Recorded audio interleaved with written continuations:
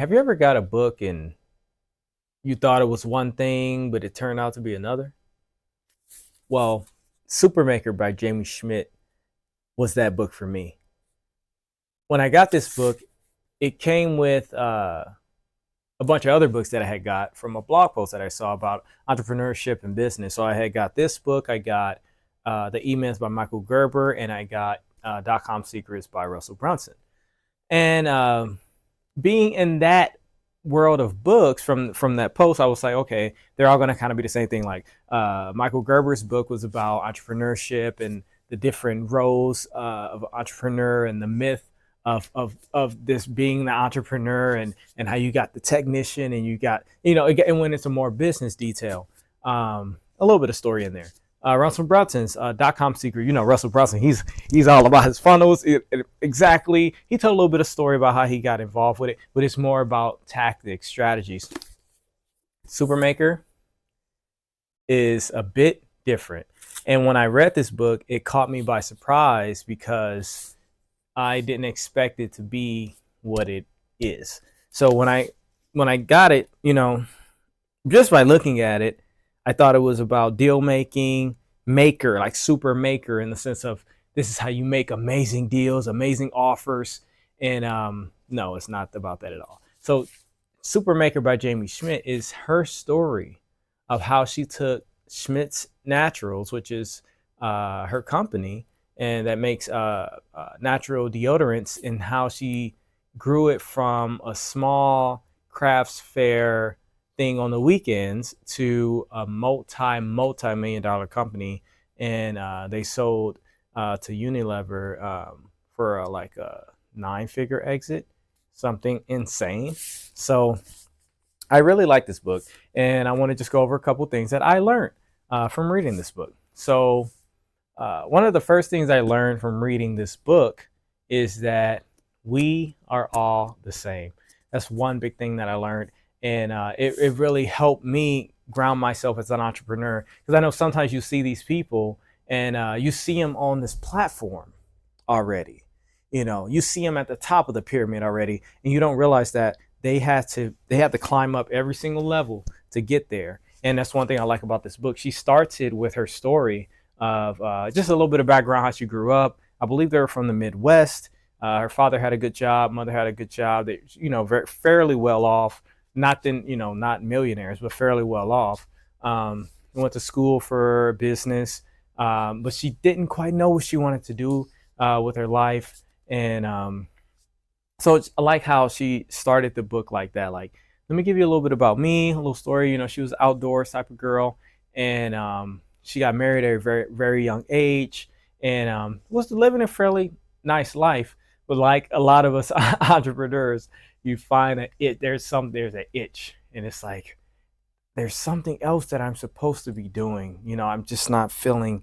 It's not. This is not it. Like I know this is not it, and a lot of us fall into that situation where you're just like, man, like this is just not it. Um, so she tells a bit about that story, and there was a big turning point in her life early on in the book, where she actually got a divorce and moved from the Midwest, where she's from, all the way to the West Coast. I believe she was from the Midwest. She may have been from the East Coast, somewhere over there. She moved all the way to the West Coast to Portland, Oregon, for like a total life change, transformation type of midlife crisis, early young life crisis type of thing, and moved to Portland, Oregon. And in Portland, I like how she tells about, okay, I'm here now. What am I gonna do? So she got a job. I believe she got a job hooking up some hot dogs. There was like a cool Portland's very cool, hip kind of city. So she found a spot at a hot dog joint, and she's making hot dogs and living, doing her thing.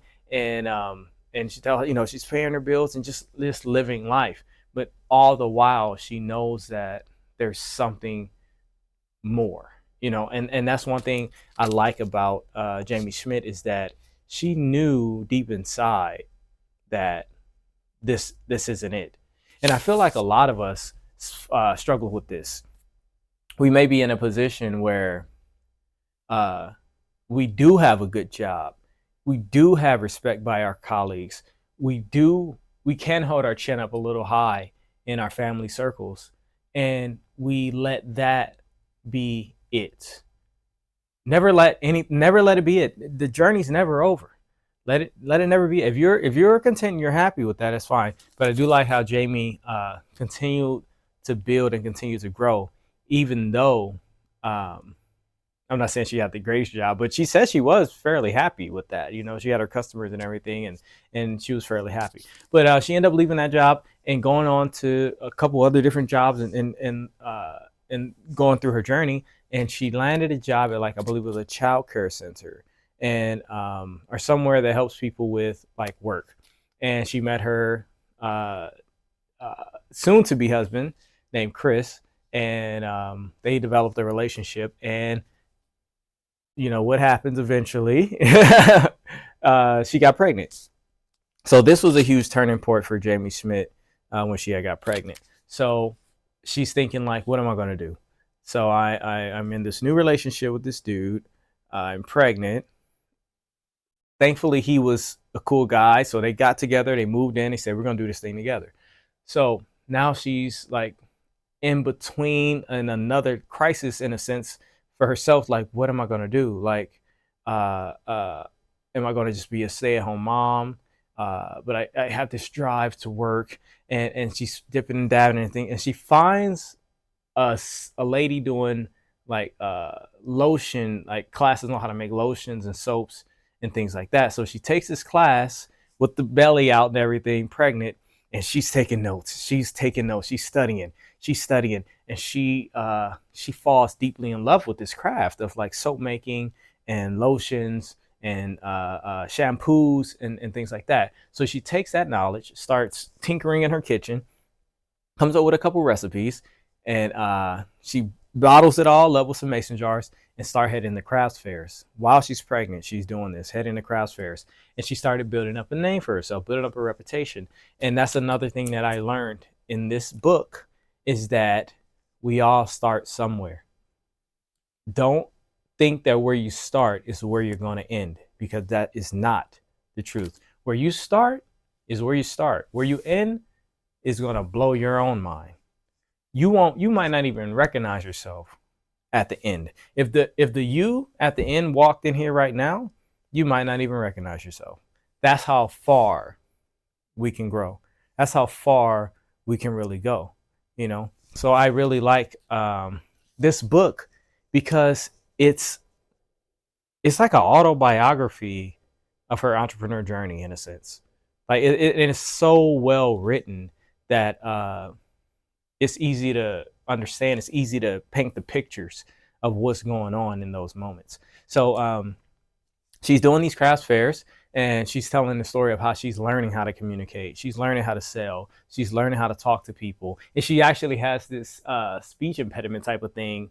I don't know. I haven't. I need to search her name on YouTube just to hear how she talks. But she says she has like a talking issue where she didn't feel comfortable with her voice. So, but she's she's going through it. She's learning. And another thing where that I learned is that early on she was so hungry, so aggressive, so doing it. Like, you have to do it.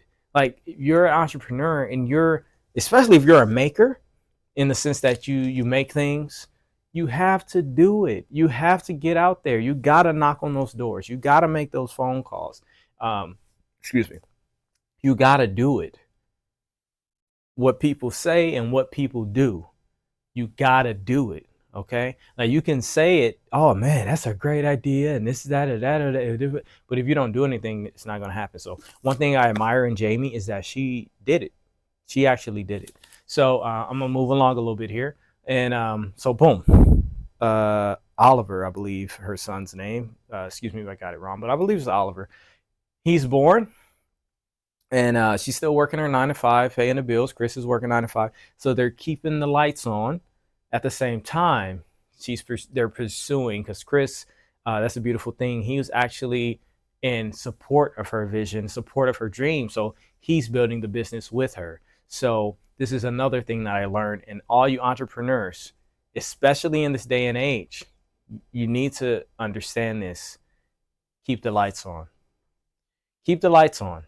Like, I feel like a lot of times where you'll listen to the entrepreneur or you'll listen to the guy on the stage, the motivational speaker, the personal development, and you think they're telling you quit your job, be homeless, don't feed your kids, lose your car, lose your house, and follow your dreams. No, that's not what they're saying. They're saying follow your dreams, but you got to keep the lights on.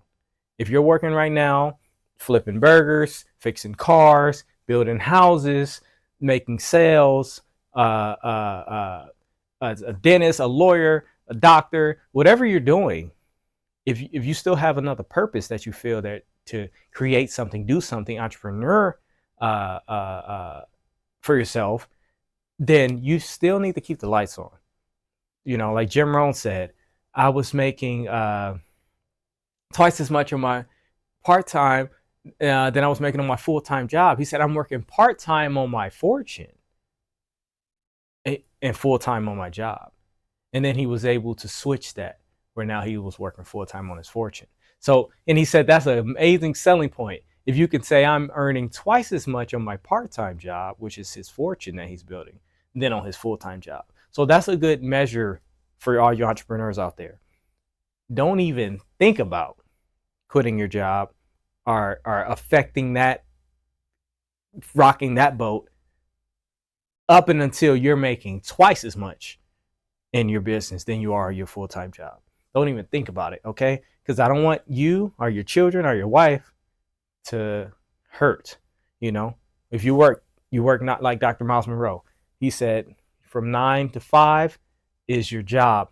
From 5 to say midnight or 5 p.m. to 9 p.m. work on your fortune. You know, work on yourself. Read some books. You know, you got to spend that time and invest that time. So that's one thing I admire. They kept the lights on. So let's move forward a little bit. So as you get deeper in this book, about halfway, the business is really starting to grow. Now she's got multiple clients. She's supplying stores that are carrying her products. She's supplying spas that are carrying her lotions. Excuse me. She's the business is growing, and they got a warehouse. They got a team that's creating the lotions.